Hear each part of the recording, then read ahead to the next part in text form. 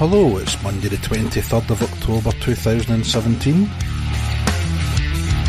Welcome to the Purple Army podcast, in association with Goldstone Wealth Management. This is episode number 102, and I am Ross McGregor. In the mixed weekend for the clan, we will discuss the topics raised by you on social media.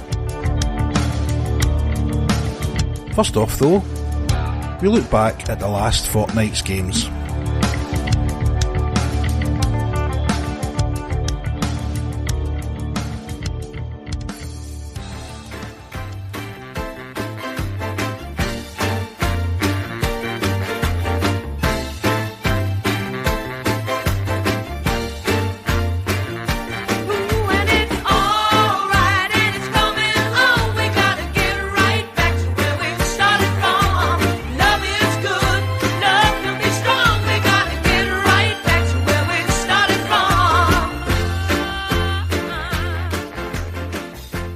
Joined this week in the programme by Graham Thompson. How are you, Graham? I'm doing fine, thank you, Ross. And we've got Stephen back from his slumbers. How are you, Stephen? I'm fine, thanks, Ross. And joining us for the first time in a while is also Stuart Crichton. How are you, Stuart? I'm not too bad. How are you guys? Yeah, well, we'll get to that. We'll probably get to that. Before I don't remember. We didn't have a programme last week, basically because we didn't want to repeat ourselves. So we did take a week off. So I don't think I've had the chance on the programme yet to congratulate Lauren McGuinness for winning the Ultimate Purple Army Package competition sponsored by Goldstone Wealth Management. She'll be doing all the dropping the puck and all that at the Belfast game on Saturday night. And Natalie, Graham, you collected the £50 voucher. Natalie came round before you gave it to me. She said she was coming back in the second period and she never came back. So, Natalie, I've still got your voucher. But I don't know if I'm going to be there on Saturday night because I've got a party on Saturday night, so I don't know. And I don't think I'll see any of you guys, will I? No, I wouldn't. Probably not. No. I'll need to get in touch with me again. So, right, you might need to post it, believe it or not. Yeah, maybe need to post it. Anyway, because we've never done a programme last week, we've got 5 games that we haven't spoken about, although I think we'll just catch them all in a winner. Edinburgh at home. Last weekend we won 5-3, Fife away, another 5-1 loss to Fife. Nottingham during the week in the Challenge Cup, losing 5-3. Milton Keynes at home on Saturday night, 4-3, and Fife away on Sunday night, another 5-2 loss. Winning 2, losing 3, 15 goals scored, 21 scored against. And it's not a stat I've paid an awful lot of attention to in the past, but it's one that tells a little bit of a story. Maybe not so much of this week, but it's starting to become a bit of a worry as the season goes on. Shots for 149 over those 5 games and shots against 177. We've had far too many, in my opinion, 50 shot plus games. It's just really unheard of, and the differential between the number of shots we are taking and the number of shots we're giving away is pretty frightening. And I think it's systematic of something that we spoke about last week, Graham, and some of the errors and the faults that we've seen in the team. However, you've got to go back to the Edinburgh game and say, okay, you can only beat what's in front of you. They won 5-3 against Edinburgh, and you would expect them to do that, wouldn't you? Based on Edinburgh's form, yeah. I mean, let's face it, unfortunately Edinburgh's been the damp squib of the season in a close run race with ourselves so far. I mean, the Red Dawn, we were all pretty excited. I remember talking about it. We were excited in what was happening over at Murrayfield with these Russians and various other players coming in, and obviously as we said at the time, we don't really know what to expect, but I'll be honest, I didn't expect it to be this bad. And I don't know what's happening over there, but it's shaping up to be yet another poor season for Edinburgh. So, yeah, to answer your question, yes, when you're playing against a team like Edinburgh, again, capable of causing surprises, and God knows they've caused us many surprises over the last few years, but so always a potential banana skin, but I wasn't at the game, obviously. I think that was your fault, but it was,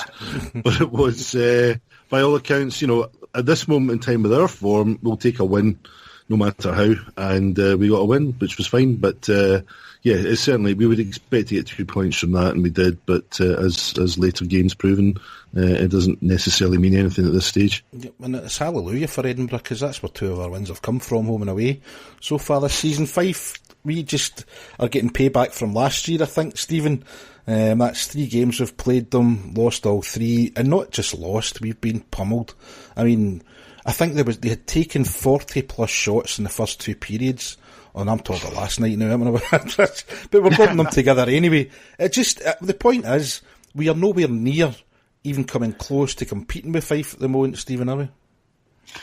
No, but I was at a gig last night and I was keeping an eye on the score, sadly, and I was saying to my mate how, you know what, it's been bad, but we are improving. We went from 7-1 to 5-1 to 5-2, so maybe within the next, I don't know, 3 seasons we'll get a draw against them or something like that and maybe be close to them. But you can't have this against your rivals. We've been absolutely shocking against them, and not taking anything away from Fife. They've played well from what I've seen of the games, and they deserve to hammer us in the manner that they've done so. But we really need to get a compete level against them, because they're just dominating us just now. And we feel just now how Fife fans must have felt last season playing us, where just nothing was going right and they couldn't get anything going. So can't say I'm surprised it's turned out this way with the way we've been playing and the recruitment Todd and Jeff Hutchins have done this year, but it's painful to watch. Yeah, painful to watch. Another team we've managed to beat this year, Stuart, is Nottingham. We managed, I think, the result down there was kind of against the run of play. We spoke about it at the time, kind of thought it was maybe a lucky win. I didn't hold out much hope for them when coming up here in the Challenge Cup this time, and it proved to be the case with a 5-3 win. And a lot of people, certainly in social media, criticising people that said Nottingham didn't get out of second gear. I didn't think they looked as if they could have pumped another gear if they needed it. They weren't stretched to win 5-3, in my opinion. I don't know how you read it. Yeah, I think Nottingham probably had something left in the tank if they'd had to push it up a wee bit. They played about the same as what I saw in the highlights of the game down in Nottingham. Maybe a little bit less compete level to their play against us, but yeah, I don't think there was any doubt that if they had to put the foot down, they would have. It was still an improved performance from ones we've seen from the Clan recently, and that takes us nicely on to Saturday night against Milton Keynes. We were 4-1 up and looked as if we were cruising, and I think we maybe took our foot off the gas and let Milton Keynes back into it. Because to me, Graham, before Milton Keynes, I can't even say it, got teeth in for a dog here, Milton Keynes scored their second goal, I was quite disappointed in them. I thought we should easily have beaten them, because they weren't playing well, and we actually came out in this game firing from the start, and I think when we rushed out to an early lead, that's really gave the guys a bit of confidence.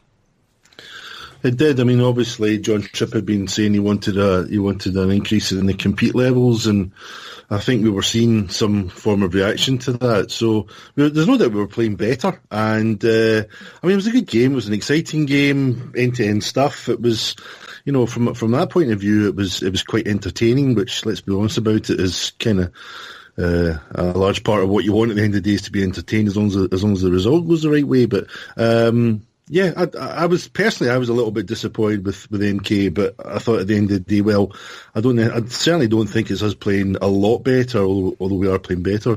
I think MK, obviously, I don't know, maybe the previous night had taken it out of them, but I was disappointed with them myself, but nevertheless, we were playing better, and especially at this particular moment in time, you'll take that. You want to see improvement, and there was no doubt there was a level of improvement. Still, too many mistakes, too many turnovers, the usual stuff, but at least it was a better performance to begin with.